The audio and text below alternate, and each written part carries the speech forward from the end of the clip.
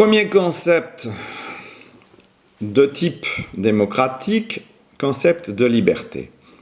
Alors là, ça cuit. On est véritablement dans un dispositif de type écrit du bac. Que va-t-on pouvoir dire de la liberté pour essayer de ne pas trop diluer la question et de ne pas s'embarquer dans de la conférence de type philosophie romantique?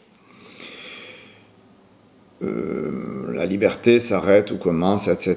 Bon, je m'engage pas plus là-dedans. C'est pas passionnant. Il est bien certain que ma liberté s'arrête ou commence celle de l'autre, si l'autre doit être comparable avec moi-même, et si moi-même je suis quelque chose qui ne peut se comparer qu'à autrui. Et je vois pas ce que je pourrais être d'autre qu'une sorte d'objet bizarre de la conscience et de la subjectivité dont la seule finalité serait d'être comparable à autrui.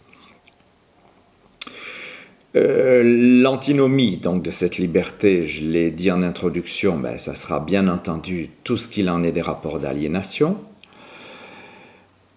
La spécificité de mon point de vue par rapport à cette question et de la façon dont je fais intervenir la chose psychiatrique, pourrait-on dire, va reposer sur le fait, qui apparaît dans les schémas, bien entendu, tels qu'ils sont présentés ici, que cette liberté va correspondre en place sur les tableaux, mais va correspondre aussi en valeur dans la pensée et dans l'organisation générale des concepts qu'on peut se faire pour soi-même et que je me fais moi pour moi-même et que je ne fais que renvoyer à votre propre jugement, elle va correspondre avec le système de la paranoïa, c'est-à-dire seule sur le plan psychologique la position paranoïaque est une position qui permet de présumer quelque chose de l'ordre de la liberté. Pour être libre, il faut tout d'abord exister, et il n'y a guère que le paranoïaque qui pense véritablement exister en tant que tel, c'est d'ailleurs sa maladie.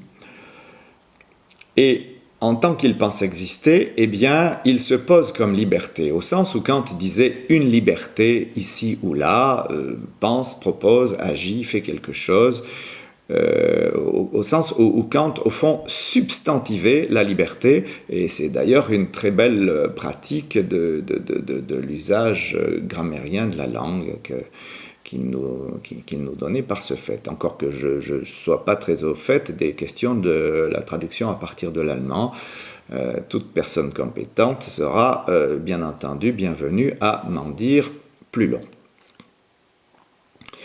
Pour être libre, il faut être quelqu'un, ou un seul un, c'est déjà pas mal, et être un seul un, c'est de toute façon la position de la paranoïa. Alors, c'est une version, c'est une vision de la paranoïa qui s'éloigne un petit peu, pourrait-on dire, des visions pathologiques, psychiatriques, aliénistes, traditionnelles. Ça donne une image de la paranoïa peut-être plus intéressante.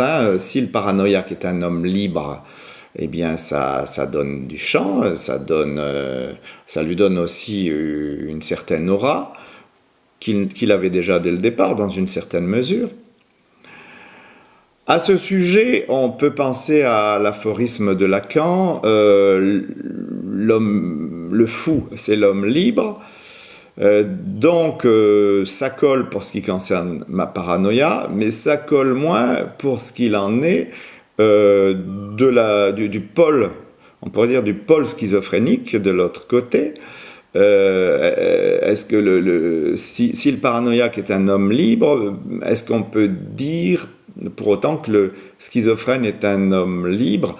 Alors, c'est à cet étage-là, et tout particulièrement à cet étage-là, que je fais jouer, moi, le système véritablement des antinomies ou des contrariétés au sens de Piaget, des contradictions, pardon, au sens de Piaget, et non pas des contrariétés. On est vraiment dans la contradiction. La schizophrénie, c'est vraiment l'antinomie de la paranoïa. À ce titre, eh bien, du côté de la schizophrénie, il me semble que moi, on est plutôt embarqué dans les affres de l'aliénation, là où la paranoïa se représente beaucoup plus quelque chose de l'ordre de la liberté. Voilà comment j'ai présenté au fond ce rapport très pointu, très discret, mais qui organise à l'évidence l'ensemble du schéma. Merci.